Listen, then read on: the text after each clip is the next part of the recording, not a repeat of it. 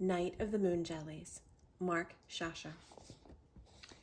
The summer I was 7, I helped out 2 days a week at Mar Gras, a seaside hot dog stand that made the best lobster rolls in New England. It was named after the owners, my grandmother Mary and her sister Grace. One morning I woke up at Grand's and grabbed my apron on the way out the door.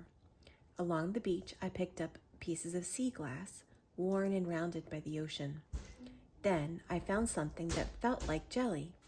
I put it in a plastic bag with the sea glass, poured in some seawater, and ran the rest of the way to Mar Gras. Gram was already there, getting the stand ready for opening. She hugged me, and a puff of flour rose up from her apron. I gave her the plastic bag, and she held it up to the light. "It looks like something special is in here with the sea glass, Mark," she said. "What is it, Gram?" "It's a surprise," said Gram, "but it will have to wait until later." She gave me a kiss and put the bag near the sink. There was still a lot of work to do before opening. Gram took a big pinch of salt, stirred it into the lobster sauce, scooped a bit into a cup. We each took a sweet, buttery sip.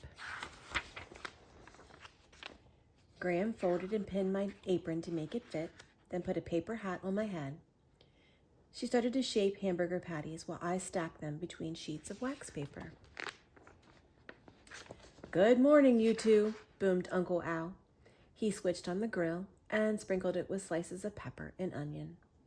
Gram started the fried clams while I checked the ketchup, mustard, and relish jars. I was also in charge of straws and napkins. Aunt Grace walked in, tying her apron just as the first customers drove up. Cousin Rolly appeared around the corner with a stack of umbrellas on his shoulder. I cranked them open as he dropped them into the holes in the table. Behind us, the stand had filled. "Lobster rolls, 2 orange sodas, burger, 3 fries, 2 chocolate shakes." Fries crackled, cheeseburgers sizzled. "More rolls," called Uncle Al. "Rushing through," Gram said, carrying a kettle of clam chowder up front. "Low on straws," Rolly shouted. I hurried to fill the box.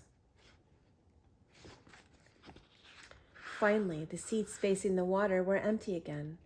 "Let's have lunch while we can," Gram said, bringing over a tray of lobster rolls and onion rings. We ate where we could watch the boats.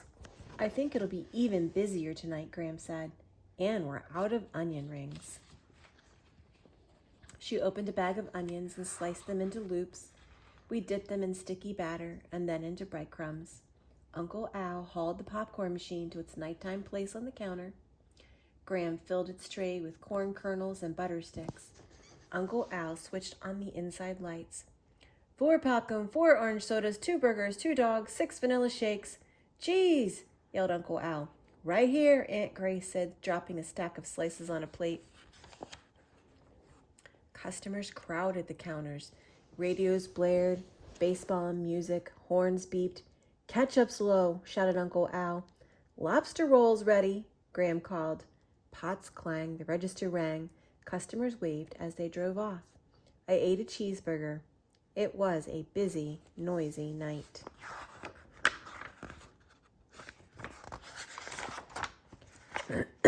When the last customers left, it was time to begin the night chores. Uncle Al scrubbed the grill to silvery shine. Gram washed the pots and utensils, and I helped them dry and put them away. Rolly collected the umbrellas. The counter workers went home. "Good night, you two," Uncle Al said as he locked the stand. He hugged us and drove off in the moonlight, leaving us with the sound of crickets and rustling leaves. Gram handed me a sweater. "You'll need this for the surprise," she said. She started down the pier and stopped at a boat, the Periwinkle. "Welcome aboard," said a cheery voice. Tyler, a fisherman, helped us onto the boat.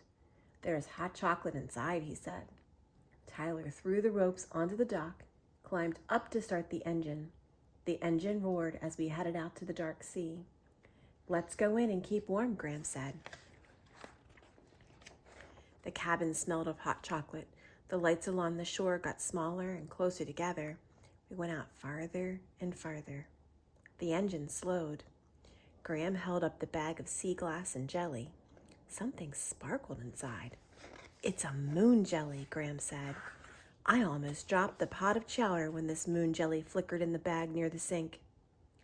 The engine stopped suddenly. Graham peered out the window. "Tyler's found the place where this belongs," she said with a smile. I bounded out of the cabin. Thousands of moon jellies stretched along the sea in every direction. I opened the bag and poured out our moon jelly. Now it was with the others. We stood on the deck and watched the shimmering sea. After a while, Tyler started the engine and we headed home. At the dock, we thanked Tyler and walked to Graham's. She made chamomile tea, put some melon on a plate. She held up the pieces of sea glass to the light and then put them into a small box. She was writing something on the box when my eyes began to close. It read, "With love to Mark from Graham, Night of the MoonJellies." The end.